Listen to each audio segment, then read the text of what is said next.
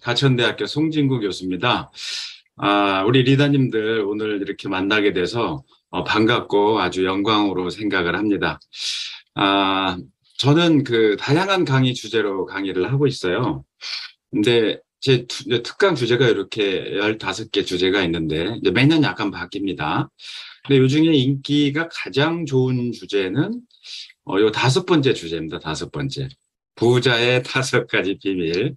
이 주제를 가장 좋아하시는데 오늘 제가 주문받은 주제는 약간 이제 다른 주제입니다. 좀 특화된 주제인데 제가 장희선 리더님한테 통화하면서 리더는 과연 어떤 역할을 해야 되고 그리고 사업을 하다 보면 다양한 갈등 상황이 발생할 수밖에 없는데 이 갈등 상황을 어떻게 하면 해결해야 될까?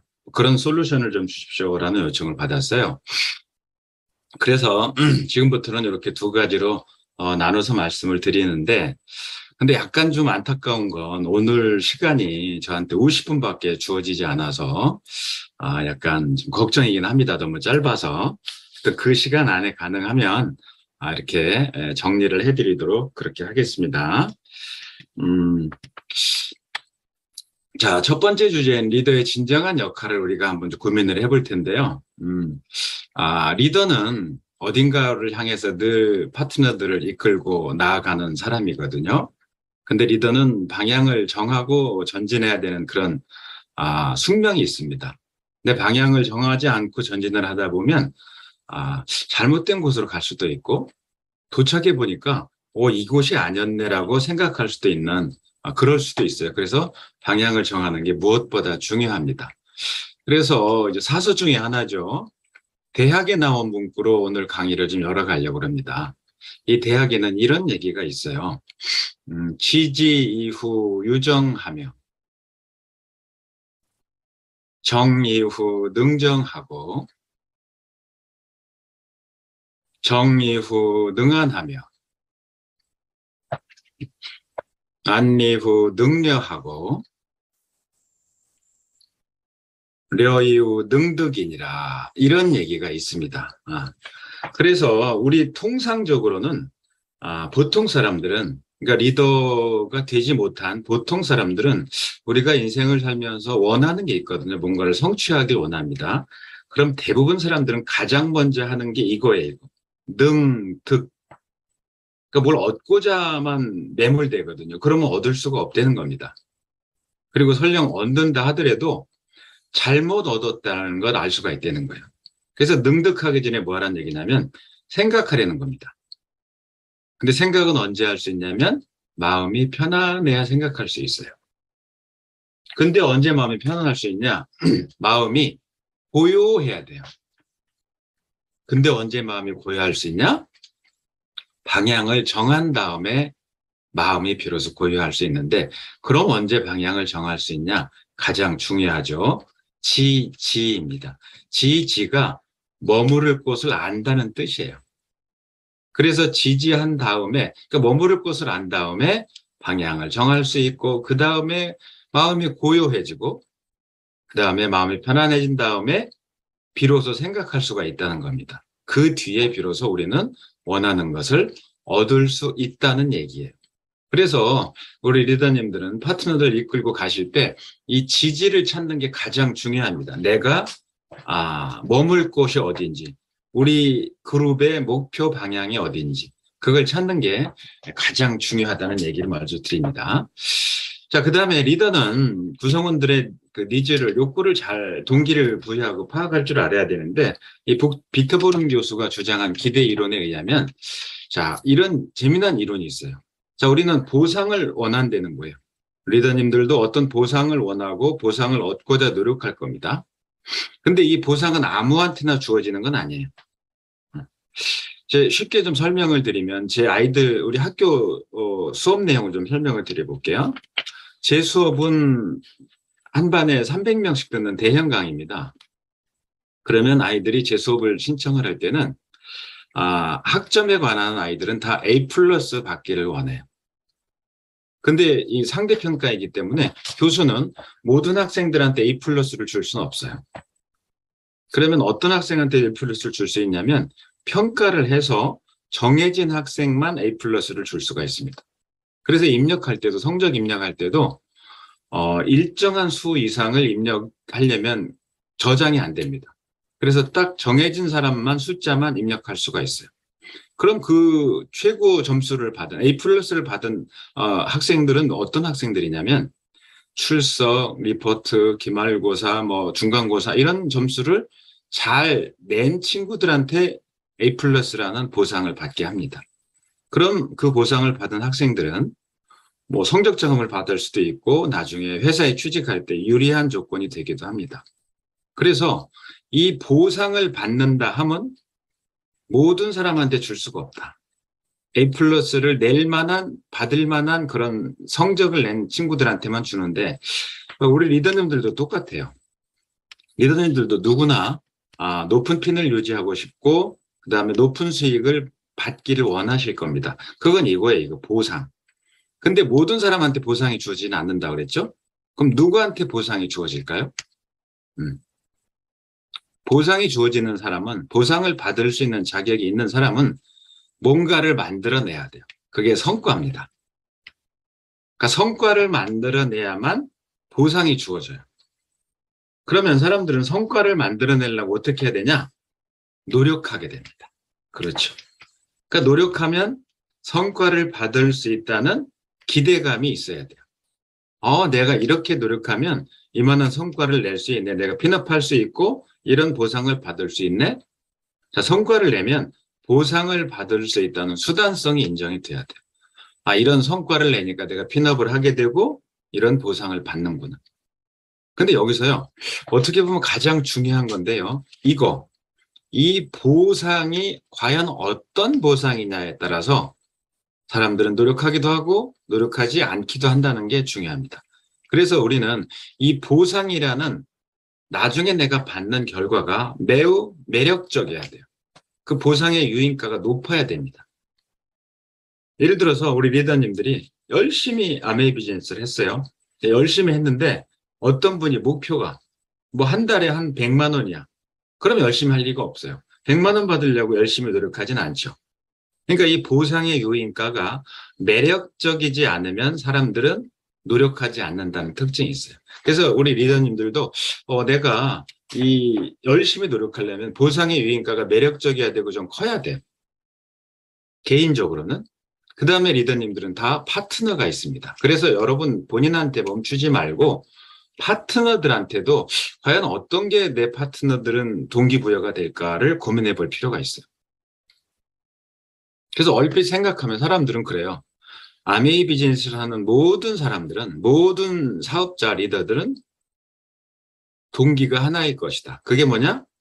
보상. 그러니까 금전적인 이유 때문에 이 사업을 할 것이라고 생각하는데 제가 만나본 분들 중에는 그렇지 않은 분들도 많이 있었어요. 어떤 분들은 건강 때문에, 어떤 분들은 아름다움 때문에, 또 어떤 분들은 여행 때문에. 아메이 사업자분들은 여행 또 고급진 여행들을 가잖아요. 그런 동기가 개인마다 다 다르다는 거예요. 그래서 리더라 하면 본인의 유인가가 매력적인 걸 찾아야 되고 또 파트너들의 매력적인 유인가가 뭔지도 찾아줘야 된다. 그래야 그 파트너들이 움직이고 열심히 할 수밖에 없도록 만들 수 있는 겁니다. 이게 우리의 이제 기대 이론이라는 이론이에요. 자, 여러분 한비자 아실 거예요. 한비자라는 책을 쓴 사람인데 한비는 사람인데 이 사람은 그 제왕학의 대가였어요. 그래서 여러분 진시 황제 아실 거예요. 진시 황제. 그 같은 시대 사람인데 진시 황제가 한비를 만나고 싶어서 뭐 한나라를 무너뜨렸다 할 정도로 그렇게 만나고 싶었던 인물이 이제 한비라고 합니다. 근데 이 한비가 리더를 세 가지 유형으로 나눠요. 잘 들어보시면 요즘 리더한테 이게 2200년 전 얘기입니다. 지금 말씀드리는 게. 요즘 리더한테도 참 기가 막히게 맞는 얘기를 한비는 얘기를 했어요. 자, 리더는 1류, 2류, 3류를 나뉜다는 거예요. 3류 리더는 어떤 사람들일까요? 여러분 생각에? 누가 제 얘기에 좀 이렇게 맞받아 쳤으면 좋겠는데 그럴 분들이 없죠. 또 들으시느라고. 우리 장희선 리더님도 마이크 안 켜신 것 같고. 그죠? 일부러 안 켜신 거죠? 네. 네. 키시고 저랑 얘기하면 안 돼요? 안 되시는 모양이네. 오케이, 오케이. 자, 이 삼류 리더는 어떤 사람들이냐? 그러니까 제일 하급 리더입니다. 이 사람들은요, 자기의 몸만 열심히 하는 사람들이에요. 그러니까 모든 일을 자기가 다 해. 파트너가 새로 생겼어요? 그러면 파트너를 도와주려는 그런 의지 때문에 다 본인이 열심히 합니다. 근데 이런 사람들은 성과를 못 내요. 왜? 열심히 하기는 하는데 하루 끝내보면 열심히 한 것 같은데 성과를 낼 수 있는 일들이 아니에요. 그냥 파트너를 돕는 일만 합니다. 이류 리더는 어떤 사람들이냐면, 자, 한 단계 업그레이드 된 리더죠. 이 사람들은 파트너들의 힘을 사용하는 사람이에요. 몸만 쓰게 합니다. 이거 하세요, 이거 하세요, 이런 사람들이에요. 자, 일류 리더는 어떤 사람들일까? 자, 말씀하시기 어려우면 채팅창에 올라올 수 있죠. 채팅창 한번 쳐보세요, 여러분 한번. 네. 자, 인류 리더들은 어떤 사람들일까? 한번 쳐주세요, 채팅창에. 여기, 끌어내는 리더, 마음을 움직이는, 함께하는. 자, 그럼 어떻게 하면 이 인류 리더가 돼서, 여기 많이 나왔어요. 맞아요. 근데 어떻게 하면 마음을 움직이게 할 수 있을까? 어떻게 하면? 솔선수범? 그렇죠. 여기 나오셨어요.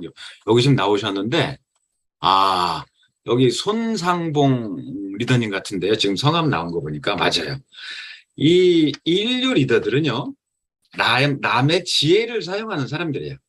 그러니까 이 사람들이 최고의 리더입니다.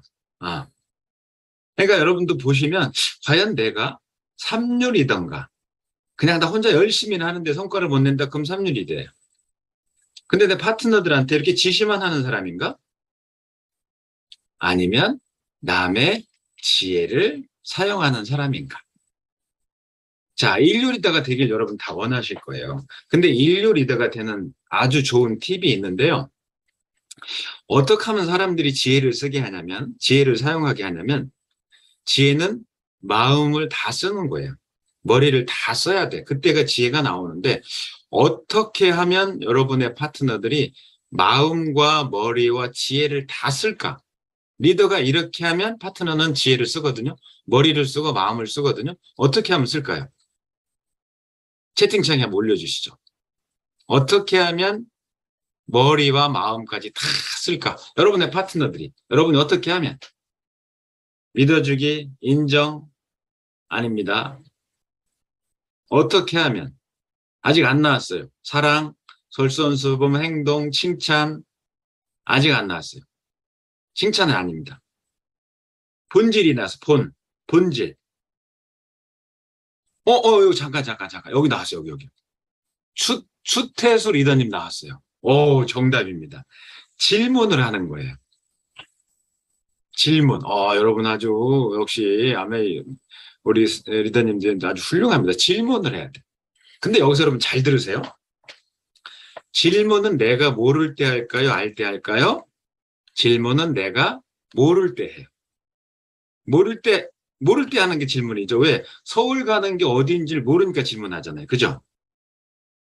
모를 때. 근데 리더들이 파트너한테 질문하지 않는 이유가 있어요. 질문을 해야 파트너들이 지혜를 쓰는데 질문하지 않는 이유는 뭐냐면 자기는 알기 때문에 파트너한테 질문하지 않는 거예요. 이 얘기는 무슨 얘기냐? 그 질문을 받지 않는 파트너는 모르는 겁니다. 자기는 아는데 파트너는 모르는 거예요. 그래서 여러분은 알고 있지만, 여러분은 알지만 파트너한테 질문을 하셔야 돼. 그래야 여러분의 파트너가 머리를 씁니다. 마음을 쓰는 거예요. 꼭 기억하세요. 지혜로운 리더는 남의 지혜를 쓰는 사람이야. 파트너들의 지혜를 써야 돼. 거기는 지시한다고 해서 지혜를 쓰지 않아요. 그래서 여러분 질문을 하세요. 여러분은 알고 있지만 파트너는 모르거든요. 그때 질문을 해야 돼. 그러면 여러분의 파트너가 학습되는 거예요. 그래서 만약에 여러분이 파트너를 훈련시키지 않았어요. 여러분 파트너가 10분이에요. 10분이야. 훌륭합니다. 깨달음의 시간. 네, 감사합니다. 파트너가 10분이면 여러분들이 파트너한테 훈련시키지 않았어요. 그럼 파트너가 전국에 흩어져 있어요. 여러분 포함해서 11명입니다. 그러면 문제가 생길 때마다 전국에 흩어져 있는 10분의 파트너는 다 여러분한테 전화할 거예요. 스폰서님, 이거 어떻게 하면 돼? 어떻게 하면 돼? 어떻게 하면 돼? 왜? 교육시키지 않았어요. 근데 어떤 리더는 이 강의를 듣고 본인은 알지만 파트너한테 질문을 하는 거예요. 그래서 질문을 통해서 파트너를 학습시킵니다. 공부시키는 거예요. 그래서 그 10명이 전국에 흩어져 있어요. 흩어져 있으면 그 10명이 전국에 있을 때 문제가 생길 때마다 스폰서한테 전화하지 않습니다. 그때 생각을 해요. 만약에 이 상황이라면 우리 스폰서는 어떤 판단을 할까? 어떤 판단을 할까? 그래서 여러분의 파트너는 아까 훈련을 안 시킨 그런 그룹은 11명이 일하는 그룹이 아니라 혼자 일하는 그룹이에요. 리더. 근데 훈련이 된 그룹은 파트너 10명과 내가 1명, 11명 이상이 일하는 겁니다. 그래서 여러분은 알지만 파트너를 위해서 질문을 하셔야 돼요. 그래야 파트너들이 머리와 마음과 지혜를 쓰게 되는 겁니다. 그래서 한비는 인류 리더는 남의 지혜를 쓰는 사람이라고 아주 의미심장한 얘기를 한 거예요. 네. 그래서 꼭 질문하시기 바랍니다. 자, 1 더하기 1은 2입니다. 맞아요. 자, 요거는 뭐냐면 기존에 2명 있는 것보다 새로운 2명을 합쳐놨더니 더 큰 힘을 발휘하더래요. 이건 여러분 시너지 이펙트라는 건 아실 겁니다. 근데 반대로 기존에 있던 2명보다 새로 2명을 합쳐놨더니 더 힘을 못 쓰더래.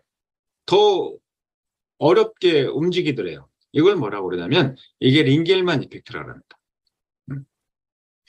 링겔만 이펙트가 뭐냐면 링겔만이라는 사람이 이게 100년 전 사람입니다. 이 사람이 실험을 했어요. 늘 궁금한 게 있는데 뭐였냐면 저도 이 링겔만 같은 궁금함이 늘 있었거든요. 이런 거예요. 자, 사람이 누구나 갖고 있는 힘이 있고 에너지가 있고 갖고 있는 힘이 있는데 그거를 1대1로 쓸 때와 다중 대 다중으로 쓸 때 힘을 발휘하는 크기가 같을까 다를까에 대한 궁금증이 있었어요. 그래서 줄다리기를 처음에 이제 실험했어요. 100년 전에. 자, 장혜선 리더님 잠깐 켜보세요, 마이크. 자, 네. 저랑 줄다리기 하는 거예요, 지금. 자, 장 리더님은 에너지를 0부터 100까지 쓸 수 있어요. 저도 마찬가지입니다. 자, 1대1로 줄다리기를 했어요. 자, 힘 얼마 쓰실까요? 장 리더님은. 100 쓰겠습니다. 당연하죠. 100 쓰더래. 링겔만이 해보니까 100을 쓰더래. 그래서 링겔만이 이번에는 2대2, 3대3 해가지고 마지막에는 8대8로 한 거예요. 자, 장희선 리더님, 거기서 만약에 8분이고 제 쪽에서 8이에요. 그러면 1대1로 할 때는 100을 쓰던 사람들이 8대8로 할 때도 동일하게 100을 쓸까요? 그렇지 않을까요? 그렇지 않을 것 같습니다. 그렇죠. 링겔만이 해보니까 1대1로 할 때는 100을 쓰던 사람들이 8대8로 하니까 49%밖에 안 쓰더래. 왜 그런지는 아실 겁니다. 나 아녀도 딴 사람이 하겠지. 나 아녀도 딴 사람 하겠지. 그러니까 여러분이 이끄는 그룹을, 조직을 하루아침에 망가뜨리는 방법이 있어요. 그게 뭐냐면 링겔만 이펙트를 강화시키는 건데 그게 뭐냐? 뒷담화를 활성화시키는 겁니다. 없는 사람들이 막 하게 해. 모든 문제가 제 탓이야라고 헐뜯게 하는 거예요. 조직은 완전히 무너져요. 짧은 시간에 무너집니다. 근데 여러분은 조직을 키우고 싶을 거예요. 그래서 조직의 시너지 효과를 불어넣고 싶을 겁니다. 그래서 보통의 조직은요, 보스가 지켜봐야 돼. 리더가 지켜봐야 되고 부모가 지켜볼 때 아이들은 공부하는 척해요. 그런데 우리 리더님들이 여러분의 파트너분들한테 이것만 해주면, 요것만 해주면 여러분이 지켜보지 않아도 정말 미친 듯이 일합니다. 자, 이게 뭘까요? 칭찬 땡. 선물 드리고 싶은데 선물이 없네. 칭찬 땡. 칭찬 아닙니다. 자, 맞춰보세요. 어떻게 하면 여러분의 파트너가 여러분이 지켜보지 않아도 정말 미친 듯이, 잠깐 스톱, 나왔어. 여기 나왔어요. 어디죠? 신다영 리더님. 그게 뭐냐면 동기를 유발시키는 거예요. 그렇죠. 그러니까 이 동기를 유발시키면 여러분의 파트너는 여러분이 지켜보지 않아도 정말 열심히 합니다. 정말 열심히 해요. 그래서 리더는 다른 건 몰라도요, 이거는 할 줄 알아야 돼요.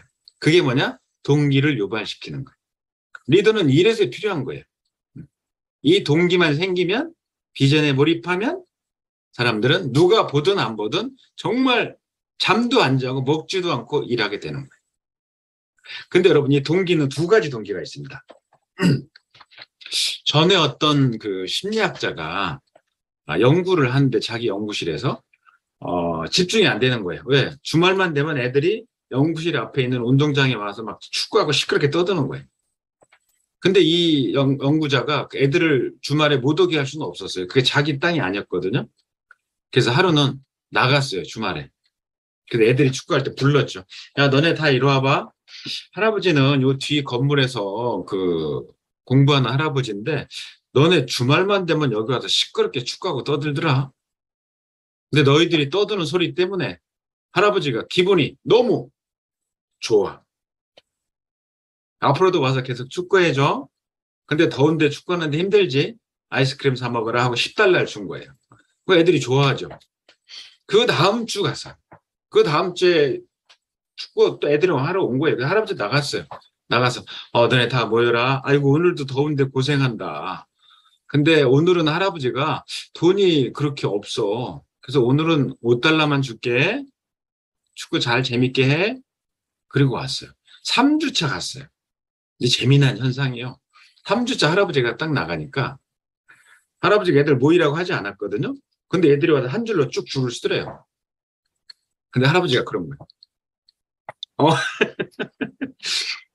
한 줄로 줄을 쓰더래. 그래서 할아버지가 그랬어. 아, 미안하다. 할아버지가 돈이 없어서 앞으로는 너희들한테 돈을 못 줘. 근데 너희들이 와서 주말에 축구할 때 할아버지가 가끔 나와서 응원해 줄게. 그러니까 앞으로 계속 와서 축구해 줘. 그랬더니 주장이라는 녀석이 딱 나오더니 그러더래요. 할아버지, 축구하는 게 얼마나 힘든 줄 알아요? 근데 돈을 안 줘요? 앞으로 여기 안 와요. 그랬더니 얘들이 실제 그 다음 주부터 안 오더래요. 그렇죠. 자, 여러분, 아이들이 처음에 축구할 때 누가 좋아서 했냐면 자기들이 좋아서 한 거예요. 지들이. 그걸 여러분 내적인 동기라고 해요. 자기들이 좋아서 얼마나 신났겠어요. 축구가. 근데 애들이 뭘 발견했냐면, 야, 재밌다. 내가 좋아서 하는 축구인데 축구하니까 돈이 생기는 거예요. 자, 돈은요, 외적인 동기입니다. 외적인 동기야. 그래서 여러분이 잘 보시면 내적인 동기를 갖고 축구할 때는 아이들한테는 이게 놀이였어요. 그죠? 근데 아이들이 축구에 돈이 개입된 순간, 그때부터 축구는 놀이가 아닙니다. 축구가 뭐로 바뀔까요? 축구가 뭐로 바뀔까? 맞아요. 이소영 리더님, 정답이에요. 축구가 일로 바뀌는 거야. 축구가 노동이야. 돈을 벌기 위한 수단이에요. 그렇죠. 돈벌이지. 돈벌이가 힘들어요. 그러니까 행위는 똑같아요. 똑같은데 내적인 동기가 있으면 축구는 놀이고, 외적인 동기, 돈 때문에 하니까 이거는 놀이가 아니고 노동으로 바뀌는 거예요. 리더님이 아메이 비즈니스를 하시면서도 똑같이 이 법칙에 적용을 받습니다. 리더님들이 난 오로지 돈을 벌기 위해서 이 사업을 해? 그러면 리더님들이 하시는 일은 노동이에요. 노동이에요. 힘들어요. 지치고 하기 싫어요.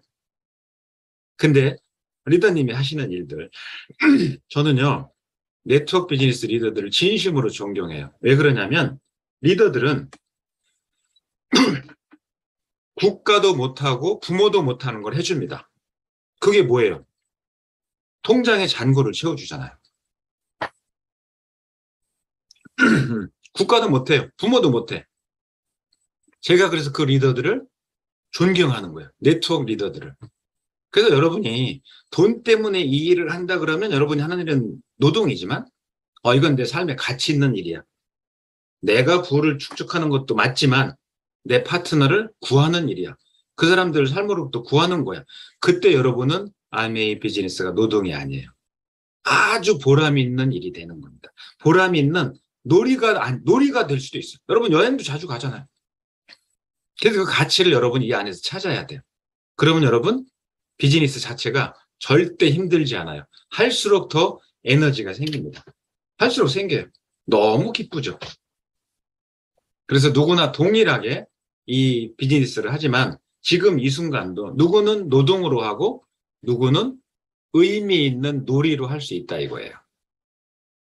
그래서 리더는 내적인 동기를 스스로 찾아야 되고 파트너한테 내적인 동기를 전달해 줄 수 있어야 된다. 이 얘기입니다. 아시겠죠? 네. 자, 이제 두 번째 주제로 갑니다. 여기 또 멋진 글을 올리셨어요. 이상훈 리더님께서 좋아하는 일로 행복하게 일하자. 그렇죠. 아메이 안에서 좋아하는 부분을 찾는 것. 그러면 여러분이 하시는 일은 노동이 아니에요. 일이 아닙니다. 놀이입니다. 놀이.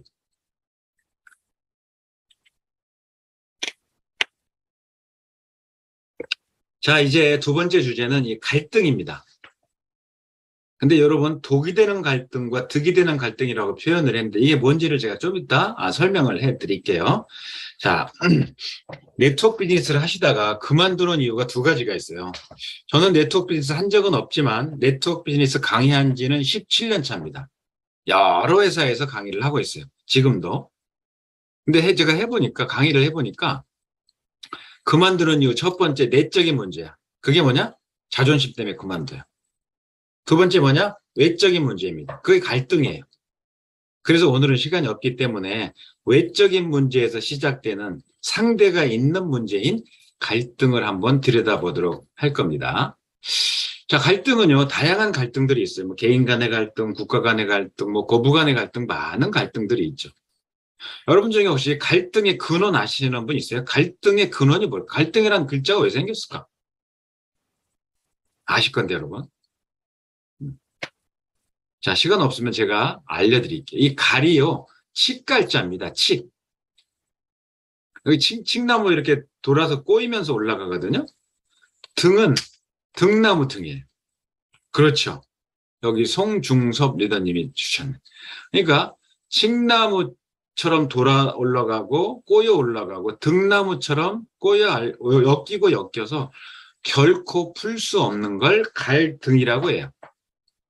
근데요, 여러분 여기 보시면 두 개가 꼬였고요, 등나무가. 이거는 아마 한 대여섯 개가 꼬인 것 같아요. 근데 이거는 풀기가 더 어렵겠죠. 이거보다 이게 더 어렵겠죠. 그래도 두 개 꼬인 게 낫다고 보겠지만, 자, 이따 한번 보자고요. 뒤에 가서 어떤 게 나을지. 자, 갈등은 세 가지 경우에 일어난다고 합니다. 첫 번째는 둘 다 좋은 거예요. 두 번째는 둘 다 나쁜 겁니다. 세 번째는 하나는 좋고 하나는 나쁜 거예요. 여러분 자녀분들 세 번째 고민 많이 할 겁니다. 그래서 이때 이제 갈등이 일어난다 그래요. 근데 갈등은 우리가 생각하는 것처럼 갈등이 다 나쁜 건 아닙니다.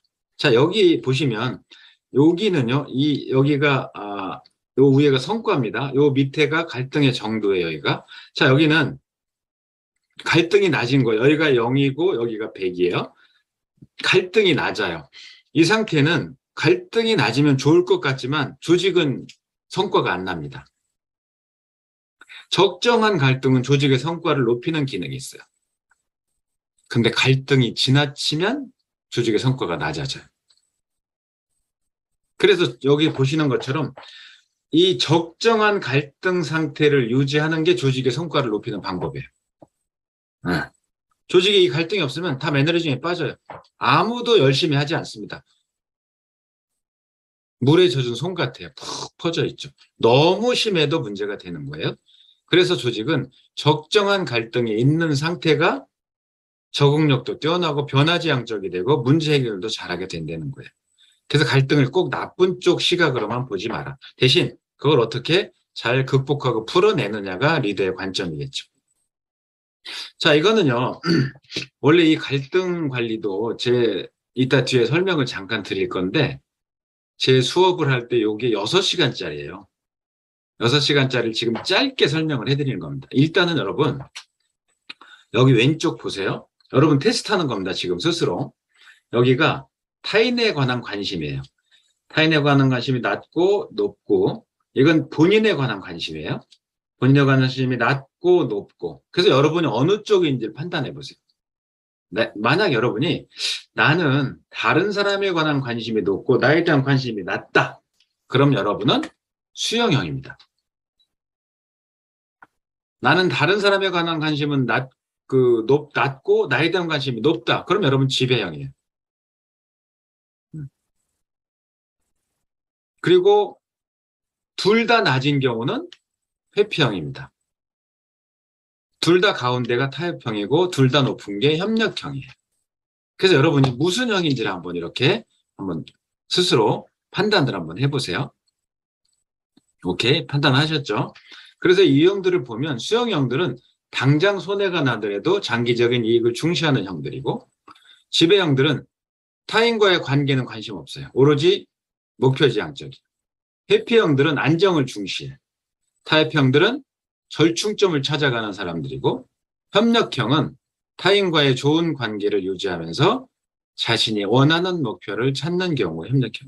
그래서 여기서 볼 때도 여러분 보실 때 이 중에 어떤 형이 제일 좋아요? 당연히 이 형일 거예요. 그죠? 근데 이게 반드시 좋진 않아요. 제가 뒤에 설명을 드릴게요. 그래서 여러분이 일단 무슨 형인지를 파악을 하시는 게 중요하고, 그리고 요걸 기억하셔서 여러분의 갈등 상태에 있는 그 상대가 무슨 형인지를 또 여러분이 아셔야 돼요. 그래서 오늘 그 팁을 제가 드릴 겁니다. 제 강의는요, 이론적으로 여러분을 무장시키는 게 아니고, 제 강의는 들으면 당장 나가서 쓸 수 있는 강의들이에요. 그래서 오늘 당장 여러분이 갈등을 풀 수 있습니다. 요걸 그대로 하면. 자, 요 한 장은요, 오늘 수업 중에 가장 중요한 내용입니다. 오늘 수업 중에 가장 중요한 내용이에요. 자, 각각 다른 상황에서 여러분이 아까 여기 보셨잖아요. 여러분이 무슨 형이다 이럴 거예요. 그러면 대부분 자기가 갖고 있는 유형만을 고집하고 그렇게 갈등을 관리하는데, 그래서는 안 된다. 자, 보세요. 만약에 그 갈등 상황이 여러분 지금 처한 갈등 상황, 근데 그 갈등 상황이 내가 잘못된 걸 내가 알아요. 아, 내 잘못이구나. 그리고 이게 나보다 상대한테 더 중요해요. 그리고 지금은 무엇보다 필요한 게 조화와 안정이 중요해. 그때 여러분이 무슨 형이든 간에 관계없이 여러분은 수영형으로 바뀌어야 돼. 근데 이 결정을 내리면 여러분이 욕을 먹을 수도 있어요. 근데 신속한 결정이 필요해. 왜? 너무나 중요해. 다른 사람한테도 영향을 주기 때문에 그때는 여러분이 지배형으로 바뀌셔야 돼. 그리고 문제가 사소해. 개입하면 오히려 비용이 더 커. 나보다 다른 사람이 해결을 더 잘할 것 같아. 그때는 여러분이 회피형으로 가셔야 돼요. 회피형이 꼭 나쁜 건 아닙니다. 그리고 힘의 양측이 강하게 충돌하고 있고 시간이 촉박해요. 임시라도 해결책이 필요해.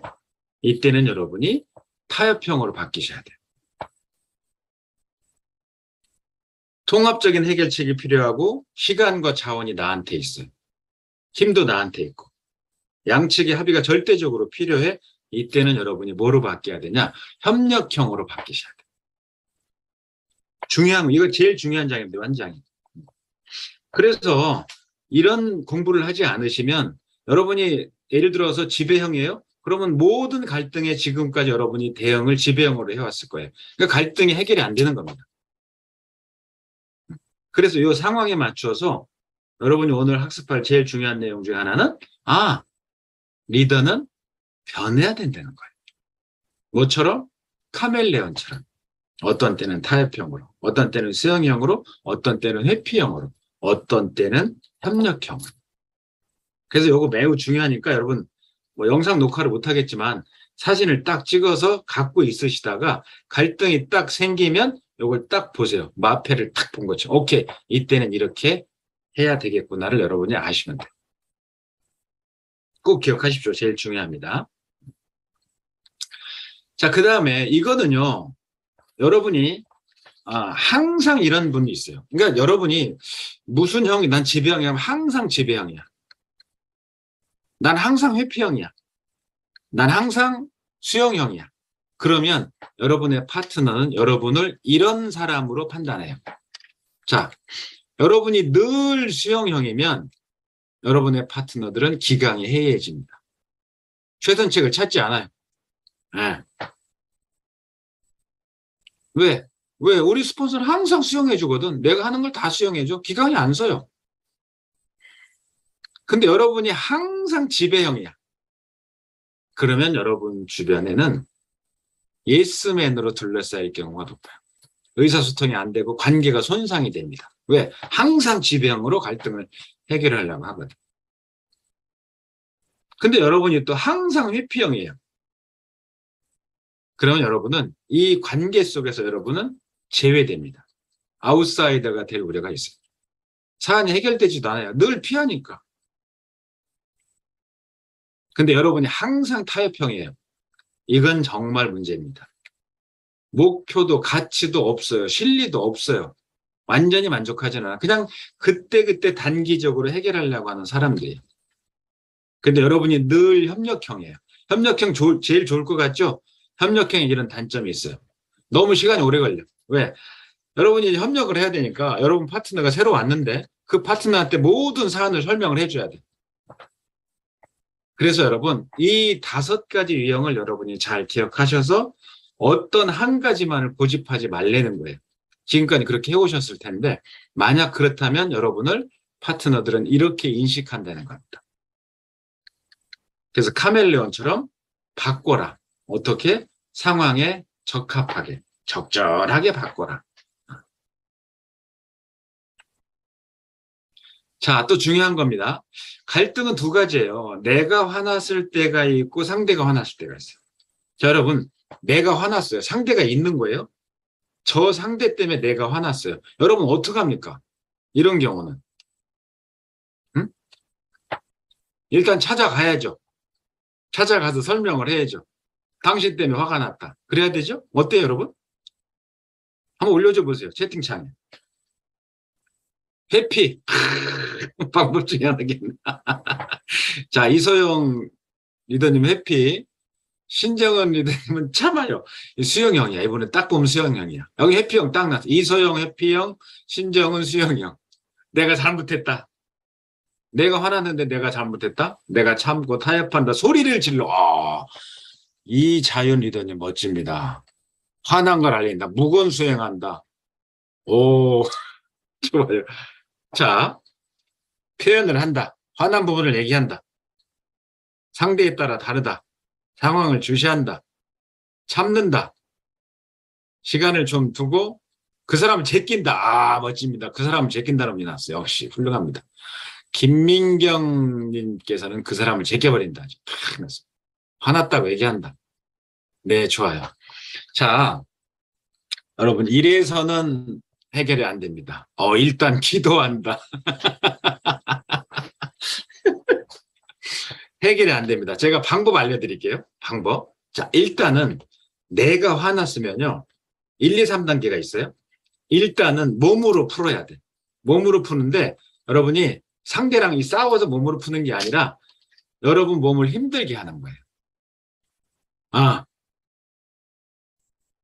몸으로 푸는 거예요. 뛰고 달리고 몸을 힘들게 해야 돼. 그 다음에 또 뭐냐? 여러분 여기 기도한다 뭐 이런 얘기 다 하셨잖아요. 맞습니다. 2번째는 마음으로 풀어야 돼. 그렇죠. 3번째 가서 만나야 돼요. 근데 우리는 어떻게 하냐? 여러분 보세요. 여러분은 보통 화나면 이렇게 합니다. 내가 화났을 때는 3번, 그 다음에 1번을 해버려. 그러니까 그 사람을 만나서 몸으로 푸는 거죠. 그러니까 이 갈등이 해결이 안 되는 거예요. 그래서 여러분 앞으로 갈등 상태에서 여러분이 화가 났다면 일단 몸으로 푸세요. 몸을 힘들게 해야 돼. 힘이 빠져야 돼. 그리고 마음으로 푸세요. 그렇죠. 맞아요. 다 사람 똑같아요. 그 다음에 3번째 만나야 돼. 그렇죠. 청소하기도 방법일 수 있어요. 몸으로 푸는 거니까. 자, 이게 내가 화났을 때 방법입니다. 근데 여러분, 이 분야의 권위자인 테일러 박사가 얘기를 해요. 화는요, 우리 몸에 딱 생기면 90초만 지나면 자연스럽게 소멸한대요. 몸에서 빠져나간대. 이 화학작용이 생겨서.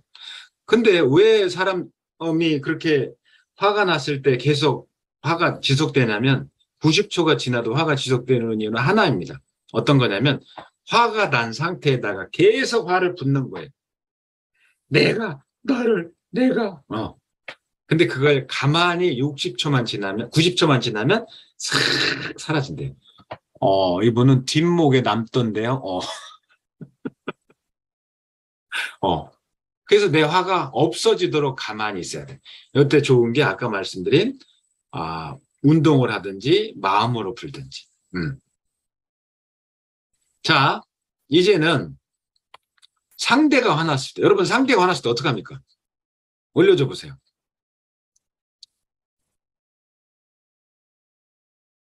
물어보게. 너 왜 화났냐? 일단 기다리고, 공감하고, 사과하고, 일단 놔두고, 미안하다고 말하고, 인정해주고, 들어주고, 내버려두기, 들어주기, 먹을 거 주기. 재미있는 얘기 들어왔네. 자, 보세요. 좋아요. 좋아. 자, 상대가 화났을 때는요, 90초 동안 운동시키기 상대가 화났는데 그 사람 운동시켜요? 화가 더 나겠네, 여긴 또. 우리, 박신영 리더님 90초 동안 운동시키기? 안 됩니다. 도망간다? 좋아요. 자, 1단계. 상대가 화났을 때는 맞받아서 공격하지 마세요. 화를 더 키울 뿐입니다. 그 다음에 정면으로 언쟁하지 마세요. 백해무익합니다. 3단계, 이성적으로 설득하려고 하지 마세요. 이미 상대는 이성이 마비된 거예요. 그래서 일단은 상대가 마음껏 얘기하도록 경청해줘야 돼요. 들어줘야 돼요. 들어줘야 돼요. 그래서 이게 내려가야 됩니다. 안에 있는 걸 꺼내야 돼요. 들어주셔야 돼요. 절대 맞받아 치지 말고 정면으로 하지 말고 이성적으로 하지 말고. 여기 남편에게 절대 어려움, 이런 들어주기 어려움 이런 분들이 있는데 제가 팁을 하나 드릴게요. 여러분 모래시계 있죠? 모래시계를 딱 놓고 가위바위보에서 진 사람은 5분짜리가 떨어질 때까지 얘기 안 하면 돼요. 상대 얘기하고 그 다음에 또 상대가 지면 그 말 끝나면 내가 5분 얘기하면 돼요. 그렇게 하다 보면 화가 쭉 떨어집니다. 왜? 화가 내가 얘기하는 게 그다지 이해가 또 안 되거든. 그래서 모래시계 팁 하나 드릴게요. 자, 여러분 설시라는 시가 있어요. 퉁도라는 사람이 지은 시인데 기가 막힙니다. 구시화지문 설시 참신도 폐구심장설 안신처처우다 이런 얘기가 있어요. 자, 입은 화를 부르는 문이라는 모든 화들이 입에서 나옵니다. 입에서 나와요. 화가. 입을 조심해야 돼. 입은 화를 부르는 문이요. 혀는 몸을 베는 칼이다. 그래서 여러분 그룹 안에서 조직 구성원 파트너들하고 갈등이 생기는 건 사실 아무것도 아닌데 생겨요. 그게 뭐냐? 입에서 생겨요. 정말 말 조심해야 돼. 아무것도 아닌 것 때문에 그룹이 깨지는 경우 전 많이 봤어요. 설시가 이제 그 시입니다. 그래서 여러분 5가지 유형 있잖아요. 아까 수용형, 지배형, 회피형, 타협형, 협력형 중에 제일 좋은 유형은 없어요. 만능은 존재하지 않습니다. 그래서 갈등은 반드시 나쁜 건 아니에요. 그래서 이 아까 등나무가 2개 꼬인 거 있고 6개 꼬인 거 이렇게 있었죠. 갈등은요 풀기만 잘하면 많이 꼬일수록 더 탄탄해져요. 그래서 친구들 보면 싸웠던 사람이 가까워지는 거예요. 그래서 갈등은 관리할 수 있다. 관리해라. 이런 팁을 드립니다. 그래서 아까 말씀드린 5가지 유형을 꼭 기억하시고 그 다음에 여러분이 카멜레온처럼 변해야 된다. 자, 여러분, 네, 이 조조란 인물을 아실 거예요. 조조는 그 유방이 세운 한 나라의 맥을 끄는 마지막 끊고 자기 나라를 세운 사람인데 조조는 우리나라 사람들이 이 사람을 좀 안 좋게 생각하는 경향이 있어요. 근데 이 사람 워낙 시를 잘 썼던 사람인데, 조조가 말년에 이제 자기 아들들한테 왕위를 주려고 하는데, 본처의 아들들은 죽었고, 이제 다시 후처가 생겨서 아들이 3명이 있었는데, 셋 중에 큰 아들이 조비고, 셋째 아들이 조식이라는 아들이 있었어요. 근데 원래 이제 큰 아들한테 왕위를 줄 거였는데, 근데 셋째가 시를 그렇게 잘 썼대요. 그래서 이 조조가, 셋째한테 왕위를 줘야 되겠구나 할 정도였대. 근데 주려고 마음을 먹었다가 중신들이 말린 거예요. 안 됩니다. 그거 글자 쓴다고 되면 안 돼. 그래서 그래서 첫째 아들한테 왕위를 줘야 됩니다. 그래서 조조는 이제 첫째 아들한테 왕위를 주고 죽어요. 근데, 셋째 아들이었던 조식이 아버지가 죽고 큰 형인 조비가 취임을 했는 왕이 됐는데도 조문도 안 오고 축하도 안 온 거예요. 그래가지고 그 조비의 부하가 그랬어요. 저건 분명히 흑심을 품었습니다. 저 셋째가 저놈을 잡아다 죽여야 됩니다. 그러니까 조비도 원한이 있잖아요. 왕이 못 될 뻔했잖아요. 옳거니 잡아 올려 죽이자. 잡아 올린 거야. 근데 죽이려면 명분이 있어야 되잖아요. 명분이. 그래서 그 동생을 잡아온 다음에 죽이려고 이런 얘기를 해요. 네가 그렇게 시를 잘 쓴다는데 지금부터 시를 쓰는데 내가 시어를 던질 거야. 그 시의 주제는 형제야. 형제인데 시 글에는 형제라는 글이 들어가면 안 돼. 그러니까 형제를 쓰는데 형제라는 글이 시에 들어가면 안 되는 거예요. 근데 이 시를 쓰는 시간을 줄 텐데 이 시간 동안 넌 쓰지 못하면 널 죽일 거야. 근데 시를 쓰는 시간이 얼마냐? 7발짝을 걷기 전에 시를 써야 돼. 이건 뭐냐면 동생을 죽이겠다는 얘기예요. 그래서 7발짝을 걷기 시작합니다. 하나, 둘. 근데 여러분, 이 조식이 셋째 아들이 7발짝을 걷기 전에 시를 써요. 기가 막힌 시입니다. 자, 보세요. 자두 연두기 하니 두제 부중읍이라. 본시 동근생 이연을 상전 하태급인고. 이런 기가 막힌 시를 씁니다. 콩이나 콩깍지는 형이나 나는 뿌리가 하나인데 아버지 엄마는 한 명인데 왜 형을 콩깍지를 태서 나를 솥에 삶고 있냐. 나는 가마솥 안에서 뜨거 울고 있다. 우린 뿌리 하나다. 왜 이렇게 나를 죽이려고 그러냐. 이 기가 막힌 시가 칠보시라는 시, 7발짝을 걷기 전에 쓴 시인데 이 형인 조비, 왕도 눈물을 흘립니다. 이 시를 듣고. 그래서 동생을 살려줘요. 제가 여러분 이 시를 여러분한테 소개하는 이유가 있어요. 여러분 아메이 비즈니스를 하시면서 여러분 누구나 성공을 꿈꾸고 이 사업을 합니다. 파트너를 돕죠. 스폰서를 따라서 해요. 근데 어떤 경우는 제가 볼 때 너무 안타까운 게 뿌리가 하나야. 스폰서는 한 명이야. 올라가 보면. 그런데 서로 삶아대서 죽이지 못해서 갈등을 삭히지 못하는 사람들이 있어요. 그러지 말라고 이 7보시를 여러분한테 보여드리는 거예요. 그러지 마셔라. 사람들은 알고 보면 다 안타깝고 불쌍하다. 불쌍하잖아요. 다. 불쌍해요. 얼마나 불쌍해요. 저도 불쌍하고 남도 불쌍하고 다 부족해요. 그러니까 서로 태우려고 하지 말고 서로 도와라. 스폰서 사랑하고 파트너 아껴주고 도와라. 뿌리는 하나다. 쭉 까보면 뿌리는 하나다. 미워하지 마라. 미워하지 마라. 제가 그래서 이 7보시를 여러분들한테 소개를 해드리는 겁니다. 자, 여러분을 지금 여러분 개인마다 약간 다르겠지만 여러분이 수입을 올리고 소위 말해서 이 아메이 비즈니스를 통해서 돈을 벌고 생활이 윤택해졌어요. 그럼 여러분의 오늘의 삶이 윤택한 건 누구 때문에 윤택한 겁니까? 누구예요? 그게 누구였어요? 당연합니다. 스폰서예요. 정진우 리더님 맞아요. 스폰서예요. 스폰서 아니었더라면 여러분의 삶이 없어요. 오늘이 없습니다. 여러분의 윤택함이 없어요. 근데 여러분, 앞으로 여러분의 삶이 지금보다 더 윤택해지고 의미 있어지려면 여러분의 미래 여러분을 만들어줄 사람은 누구예요? 누구예요? 그거 맞아요. 이소영 리더님 맞아요. 파트너예요, 파트너. 그래서 여러분, 스폰서를 사랑하고 파트너를 사랑해야 돼요. 맞아요. 스폰서 없었으면 여러분 아메 몰랐잖아요. 모르죠. 근데 여러분 혼자 사업했으면 여러분이 수입 올릴 수 있습니까? 못 올려요. 네트워크 비즈니스 그거 아니거든요. 그래서 사랑하세요. 스폰서 사랑하고 파트너 사랑하고. 그러셔야 됩니다. 결국은 사랑 맞아요. 그리고 용서하세요. 용서.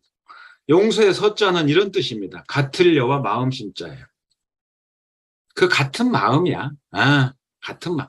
그래. 생각해보면, 그래. 용서. 근데 용서는요, 강한 자만이 할 수 있어요. 그래서 오늘 주제가 갈등 관리 아니겠어요? 갈등 생겼을 때 여러분이 상대한테 사과한다는 얘기는, 용서한다는 얘기는 여러분이 강한 거예요. 사과하시고 용서하세요. 갈등은 눈 녹듯이 없어집니다. 맞죠? 네네. 자, 중용에 나오는 책을 문구로 제가 오늘 강의를 정리를 한번 해볼 건데, 중용에 보면 이런 얘기가 나와요. 지성무식이 뭐냐면 지극한 정성은 쉼이 없어야 된다. 쉬지 않으면 오래 하게 되고, 오래 하게 되면 효과가 나타난다. 효과가 나타나면 더 오래 하게 되고, 더 오래 하게 되면 넓고 두터워진다. 넓고 두터워지면 높고 밝아지게 되고, 빛나게 되고, 그렇게 되면 바쿠가 뭐냐면 우리가 밟고 있는 땅이에요, 지구. 바쿠는 소위 재물이야. 땅은 모든 만물을 싣고, 고명은 하늘이거든요. 하늘은 다 덮는데, 그래서 우리가 땅 위에 하늘 밑에 있는 거예요. 그래서 오래 하게 되면 만물이 원하는 게 다 이루어진다는 거야. 그래서 이렇게만 하면 드러내지 않아도 빛나게 되고, 야, 나 좀 알아봐줘. 그러지 않아도 빛나게 되고, 부동, 이변, 움직이지 않아도 변하게 되며, 억지로 하지 않아도 이루어진다는 거예요. 어떻게 하면? 지극한 정성을 쉬지만 않으면. 그래서 여기 나오는 게 참 저는 눈물을 흘리는데, 이 대목에. 아까 중용을 쓴 사람이 공자의 손자거든요. 이게 기가 막힙니다. 재화학이 부중이 무슨 뜻이냐면, 이 땅은 산을 싣고도 부중, 무겁게 느끼지 않는데, 왜? 땅이 워낙 넓고 두터우니까. 진하해이 불술이 무슨 뜻이냐면, 자, 땅은 모든 강과 바다를 다 담고도 새지 않는데요. 여러분, 지구에서 물 새는 거 본 적 없죠? 여러분, 이 기가 막힌 글이 뭐냐면, 리더라 함은 파트너들을 모두 싣고도 무겁게 느끼지 않아야 된다는 거예요. 리더라 함은 파트너들의 마음을 모두 담고도 한 방울도 흘리지 않아야 된다. 근데 어떤 리더는, 난 우리 파트너 때문에 힘들어 죽겠어. 나 갈등 생겨 죽겠어. 그거는 누구의 문제예요? 그거는 리더의 문제입니다. 그건 파트너의 문제가 아니에요. 리더가 준비가 안 된 거예요. 그게 리더의 문제. 리더는 다 싣고도 무겁게 느끼지 않아야 돼. 다 담고도 한 방울도 흘리지 않아야 된다. 이게 중용에서 얘기하는 기가 막힌 얘기입니다. 다 싣고 여러분 흘리지 마세요. 흘리지 마세요. 자, 이건 제가 가끔 올라가는 그 산인데요. 작년에 한국에 이렇게 좋았어요. 하늘이 중국에서 불을 안 떼가 공장 안 돌려가지고. 이게 어딥니까? 아차산이 아차산. 그날 제가 아차산에 올라갔다가 내려오다가 사진을 하나 찍었는데요. 요거 잘 보세요. 이게 아차산의 소나무예요. 비들비들하고 작죠? 비들비들하고 꾸불꾸불하죠? 네. 이게 소나무고. 이거는 제 고향 소나무입니다. 제 고향은 충청도에 있는 태안인데 말리포가 제 고향이에요. 바닷가. 제 고향에 있는 소나무입니다. 이거. 다시 보여드릴게요. 요거는 아차산의 소나무고 요거는 제 고향에 있는 바닷가의 소나무예요. 자, 여러분, 왼쪽 소나무와 오른쪽 소나무가 차이가 뭐예요? 왜 이렇게 왼쪽 아차산은 비들비들하고 크지도 못하고 오른쪽은 해성이 굵고 크게 나무가 자랐을까? 이유가 뭘까요? 왜 나무가 이렇게 차이가 있을까? 환경, 여기 정답 나왔어, 정답. 정답. 조한나 리더님.